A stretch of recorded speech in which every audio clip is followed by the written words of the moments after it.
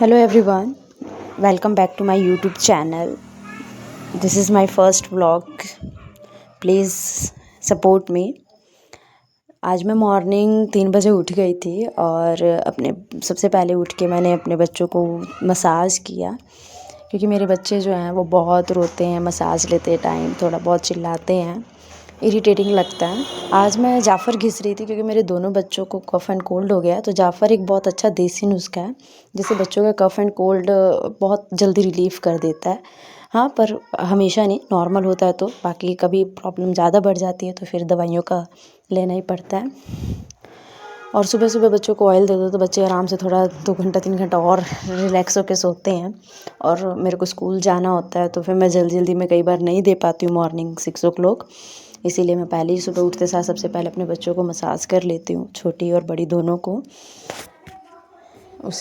ये भी थोड़ा रिलैक्स फील हो पाता है इनको भी। उसके बाद मेरी माँ को, सासू माँ को बहुत दर्द था, बैक पेन था, तो फिर मैं थोड़ा मसाज उनको भी करती। ये एक अच्छा है, सुबह उठो तो सबसे पहले ये सब कर लो तो माइंड भी फ्रेश लगता है थोड़ा। उसके बाद फिर मैं घर का अपना गेट, मेन गेट खोली।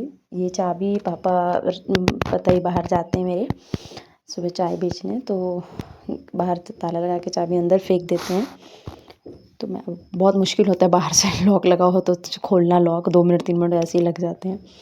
बाहर मैं इसलिए जा रही थी क्योंकि मुझे मिट्टी लेना था। 5 दिन के बाद आज मैं अपने हेयर वॉश करने जा रही थी। पीरियड्स के बाद जब भी आप हेयर वॉश करें तो मिट्टी का यूज़ करना चाहिए, इससे थोड़ा positive vibes, mind fresh feel होता है। और भी बहुत से प्रॉपर रीज़न होते हैं इसके पीछे, मैं बताऊंगी अगर आप पूछेंगे तो। फिर मैंने ब्रश वगैरह किया और फिर रेडी हो गई, नहा के रेडी हुई। एंड देन फिर उसके बाद हमारा सबसे बड़ा इम्पोर्टेंट काम ये होता है कि हम सबसे पहले अपना तिलक लगाएं, क्योंकि जब हम ये तिलक लगाते हैं, ये ऊर्ध्व वैष्णव तिलक होता है। तिलक लगाने से भगवान के ये चरणार बिंद होते हैं और इसके नीचे जो आप ये देख रहे हैं ये तुलसी महारानी जी हैं।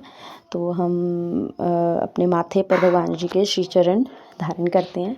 इससे माइंड हमारा हमेशा शांत भी रहता है एक तरीके से, और हमारी पहचान भी बनती है हम कौन है, हमें किसी को बताना नहीं पड़ता। और इसको लगाते समय एक मंत्र पढ़ा जाता है, ओम केशवाय नमः। शरीर के 12 अंगों में और जगह पे लगाए जाते 12 तिलक। तो वो आप कभी कहें तो हम आपको ज़रूर बताएंगे, मैसेज करिएगा, कमेंट करिएगा तो। और दिखा रही हूँ कि मेरे बाल कितने झड़ रहे हैं, आप देख सकते हो। बेबी होने के बाद अगर हम केयरेंस वगैरह छोड़ देते हैं तो बहुत हेयर फॉल होता है हमारे। आप अपने बालों का थोड़ा सा ध्यान ज़रूर रखिएगा, अपने बिज़ी शेड्यूल में थोड़ा सा टाइम निकालिएगा खुद के लिए।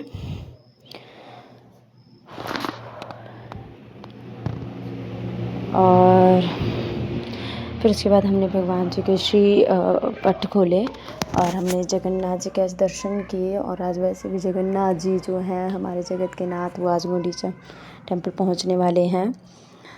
आप सब भी जगन्नाथ जी के दर्शन कर लीजिए। हम जब दर्शन करते हैं तो उसके बाद भगवान जी को प्रणाम करते हैं, पंचांग प्रणाम हम करते हैं लेडीज़ सब। इस टाइम पे भी बहुत सारे मंत्रास होते हैं, आप सब कमेंट करिएगा तो हम आपको ज़रूर बताएंगे। और आप भी दर्शन कर सकते हैं हमारे श्री श्री राधा माधव जी के, जो श्री मायापुर धाम में विराजित हैं। और फिर उसके बाद मैंने तुलसी महारानी जी को जल दिया। आप सभी भी अपने घर के बाहर या अंदर जहाँ आपको अच्छा लगे भगवान जी, तुलसी महारानी जी को रखिए और उनको जल अर्पित करिए, उनकी सेवा करिए। आपकी लाइफ में बहुत पॉजिटिविटी आएगा और भगवान, मतलब पता चलता है हाँ भगवान की भी नज़र रहती हैं तुलसी महारानी जी, मतलब ये भगवान जी के तो भक्त यहाँ रहते होंगे।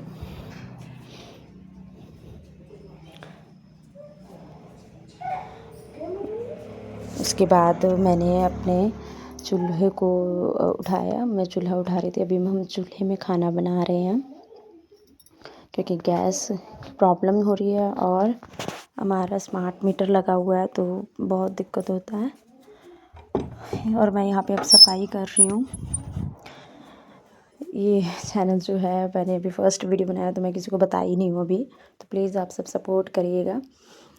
ये बर्तन को ऊपर मिट्टी लगाते हैं क्योंकि इससे हमारे बर्तन जो है वो कम काले होते हैं और जल्दी साफ़ हो जाते हैं। इसके बाद मैंने फर्स्ट मतलब यहाँ पे अभी चूल्हा जलाना सीख रही हूँ।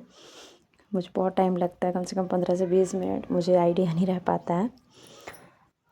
ये सब प्रॉब्लम्स हर किसी की लाइफ में कहीं ना कहीं अलग अलग तरह की प्रॉब्लम्स होती रहती हैं। और फिर इसके बाद मैंने बाहर की तरफ की भी सफाइयाँ वगैरह कर ली थी। इसको आप देख रहे होंगे तो मिट्टी से मैंने अच्छे से नहीं लिपा है, क्योंकि बारिश होता रहता है और बार बार साफ़ होता जाता है, तो बहुत दिक्कत होता है। अभी सुबह लिपो, फिर शाम दोपहर तक फिर से मिट्टी आ जाती है, फिर चीकड़ वगैरह हो जाता है, तो बहुत दिक्कत होता है मैनेज करना। और फिर इसमें हम कभी कभार ही बनाते हैं जब बारिश वगैरह ना हो, लकड़ियाँ वगैरह सूखी हो तभी। फिर मैंने बाहर थोड़ा सा सफाई कर लिया, झाड़ू वगैरह लगा लिया मेन रोड की साइड में।